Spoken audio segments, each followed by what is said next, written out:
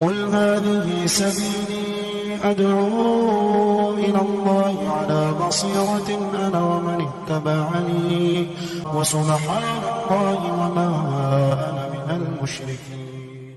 أعوذ بالله من الشيطان الرجيم. بسم الله الرحمن الرحيم. فَلَيُبَتِّكُنَّ آذَانَ الْأَنْعَامِ. تو یہ لوگ چیر ڈالیں گے چوپاؤں کے کانوں کو. کل کے درس میں بھی عرض کیا تھا کہ ابلیس لوگوں کو کفر و شرک میں لگانے کا اپنا ارادہ ظاہر کر رہا ہے. چنانچہ مشرکین مکہ کے ہاں جب کسی جانور کو بتوں کے نام کیا جاتا تھا تو ان کے کانوں پر کٹ لگا دیتے تھے تاکہ ہر شخص پہچان سکے، اور پھر ہر شخص ان جانوروں کی بڑی عزت کرتا تھا، ان کو بڑے احترام کی نظر سے دیکھتا تھا، اور وہ ان خاص بتوں کے نام پر قربان ہوا کرتے تھے. اور یہ شرک کا وہ حصہ ہے کہ اللہ رب العزت کو قطعاً یہ گوارا نہیں ہے. اس پر ایک حدیث بھی عرض کی تھی کہ اگر مکھی کے برابر بھی کوئی آدمی اس طرح سے غیر اللہ کے نام کوئی چیز قربان کرتا ہے تو اللہ تعالیٰ اس پر بھی جنت اور جہنم کے فیصلے فرما دیتے ہیں. وَلَآمُرَنَّهُمْ فَلَيُغَيِّرُنَّ خَلْقَ اللَّهِ. اور وہ شیطان یہ بھی کہتا ہے کہ میں ان کو حکم دوں گا اور یہ بدل ڈالیں گے اللہ تعالیٰ کی تخلیق کو. تو یہ بھی شرک کی ایک بہت زبردست صورت ہے. اللہ کی خلقت کو، اللہ کی تخلیق کو بدلنے میں بہت ساری چیزیں شامل ہیں. مثال کے طور پر جن کو اللہ تعالیٰ نے مرد بنایا ہے وہ کسی معاملے میں بھی عورتوں کی مشابہت اختیار کرتے ہیں تو اللہ کی تخلیق کو بدلنا ہے.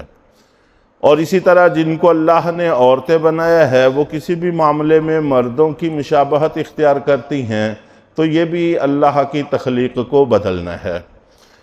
اور آج کل یہ چیزیں فیشن کی شکل اختیار کرتی چلی جا رہی ہیں، اور جب کوئی چیز رواج اور فیشن بنتا ہے تو پھر اس میں سے گناہ کا تصور بھی اٹھ جاتا ہے.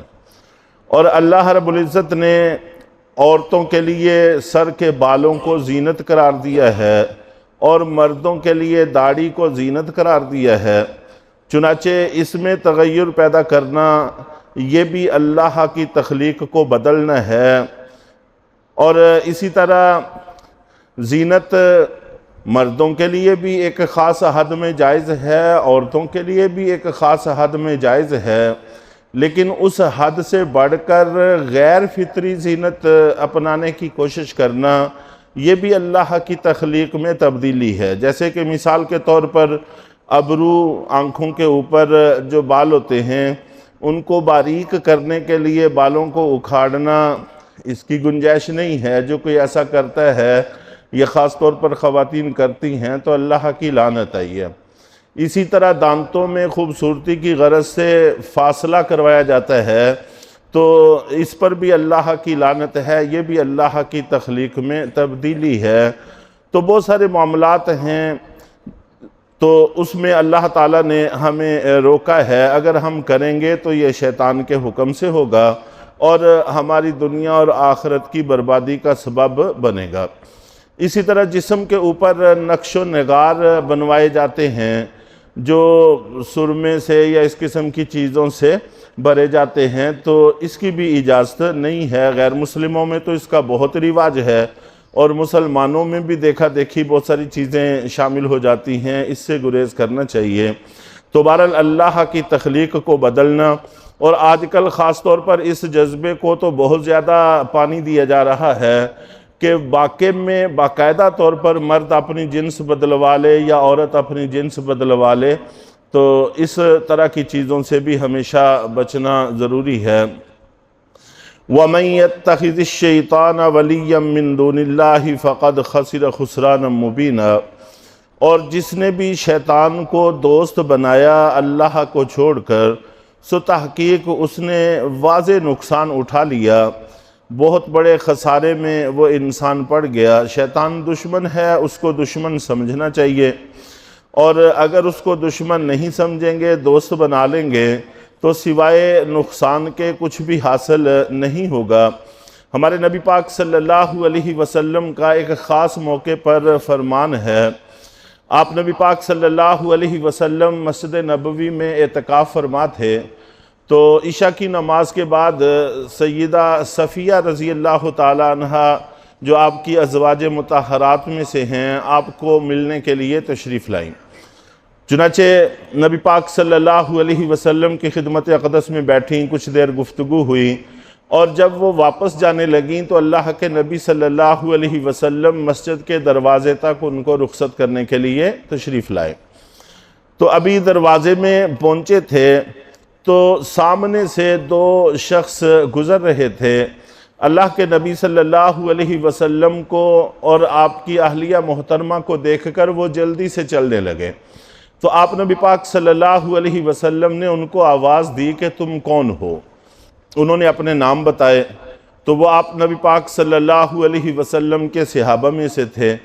تو آپ نے پھر ان کو کہا کہ یہ میرے ساتھ حضرت صفیہ ہیں، میری بیوی۔ تو انہوں نے عرض کیا کہ اللہ کے رسول، آپ کے بارے میں بلا ہمیں کیا شبہ ہو سکتا ہے، کیا تردد ہو سکتا ہے؟ تو اللہ کے نبی صلی اللہ علیہ وسلم نے فرمایا کہ شیطان تمہارے جسموں میں وہاں تک گردش کر سکتا ہے جہاں تک خون گردش کرتا ہے۔ تو خون ہماری رگوں میں گردش کرتا ہے اور دل تک پہنچتا ہے، دل سے پورے جسم میں پھیلتا ہے، تو اسی طرح وہ بھی ہمارے جسم میں، دل میں براہ راست اثر انداز ہو سکتا ہے۔ تو ممکن ہے کہ تمہارے دلوں میں وسوسہ ڈالے، تو اللہ کے نبی صلی اللہ علیہ وسلم نے اس کی جڑ ہی کو ختم فرما دیا تاکہ اس طرح کا کوئی شیطان کے لیے راستہ باقی نہ رہے۔ اسی سے علماء نے لکھا ہے کہ صرف تہمت سے بچنا کافی نہیں ہے، بلکہ محل تہمت سے، ایسی جگہ پہ کھڑے ہونے سے یا ایسا کام کرنے سے جس سے تہمت لگ سکتی ہو، تو اس جگہ پر کھڑے ہونے سے بھی گریز کرنا چاہیے اور بچنے کی کوشش کرنی چاہیے، جیسا کہ یہاں پر اللہ کے نبی صلی اللہ علیہ وسلم نے احتیاط فرمائی۔ دشمن کو دشمن سمجھ لینا یہ بھی بہت بڑی کامیابی ہوتی ہے اور بہت سارے نقصانات سے بچنے کا سبب اور ذریعہ ہوتا ہے۔ اگر آدمی دشمن کو دشمن ہی نہ سمجھے تو وہ اپنی ہی صفوں میں داخل رہے، ہر وقت بغل میں بیٹھا رہے، تو پھر اس سے بچنا کیوں کر ممکن ہو سکتا ہے۔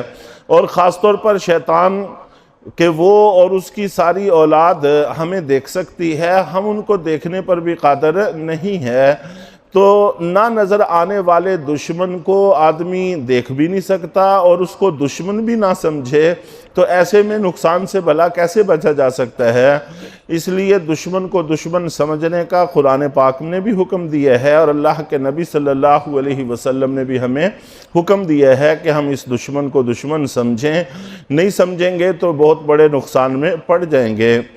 یعدہم ویمنیہم، کہ شیطان ان کو وعدے دلاتا ہے اور ان کو امیدیں دلاتا ہے۔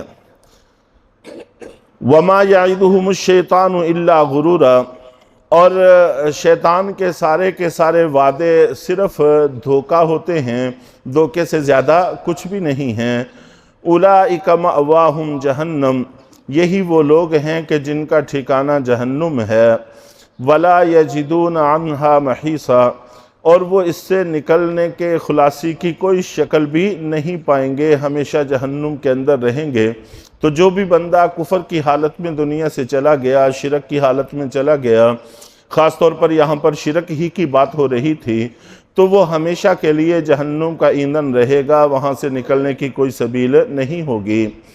والذین آمنوا وعملوا الصالحات، اور وہ لوگ جو ایمان لائے اور انہوں نے نیک عمل کیے، سندخلہم جنات تجری من تحتها الانہار، کہ ہم ان کو جلدی ہی جنتوں میں داخل کریں گے کہ جن کے نیچے سے نہریں بہہ رہی ہوں گی، خالدین فیہا ابدا، کہ وہ اس میں ہمیشہ ہمیشہ رہیں گے۔ وعد اللہ حقا، یہ اللہ کا وعدہ ہے جو سچ ہو کر رہے گا۔ ومن اصدق من اللہ قیلا، اور اللہ سے زیادہ سچی بات بھلا کس کی ہو سکتی ہے؟ تو ظاہر ہے کہ سب سے سچی بات اللہ کی ہے۔ جب اللہ نے کہہ دیا ہے کفر و شرک نقصان میں ہے اور ہدایت توحید فائدے میں ہے اور ٹھکانہ جنت ہے اور کفر و شرک کا ٹھکانہ جہنم ہے، تو پھر ایسا ہی ہوگا، اس کے علاوہ کچھ بھی اور ہونے والا نہیں ہے۔ تو اللہ تعالی ہم سب کو حق سمجھ کر اس پر عمل کرنے کی توفیق عطا فرمائے۔